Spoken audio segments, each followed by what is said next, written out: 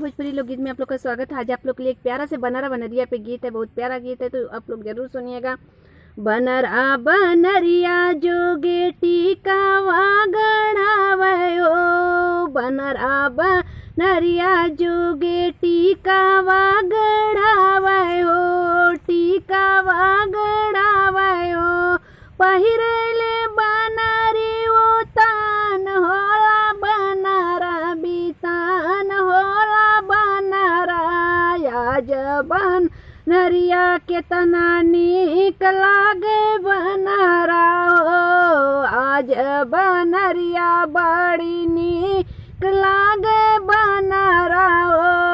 आज बनरिया बड़ी नीक लागे बनरा हो, बनरा बनरिया जोगे हरवा गढ़ावे हो, बनरा बनरिया जोगे हरवा गढ़ावे हो, पहिरेले बनरी उतान होला बनरा बीतान होला बनरा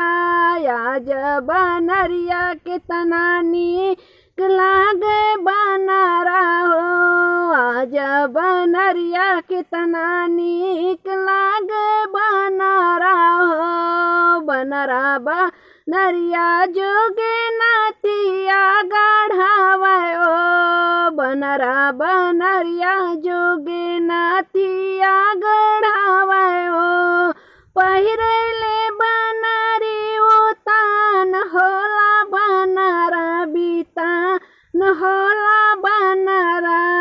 आज बनरिया के तना नीक लागे बनरा हो, आज बनरिया बड़ी नीक लागे बनरा हो, आज बनरिया बड़ी नीक लागे बनरा हो, बनरा बनरिया जोगे छगला गढ़ावे हो,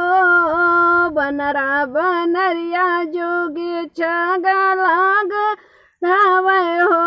पहिरेले बनरी उतान होला बनरा बीतान होला बनरा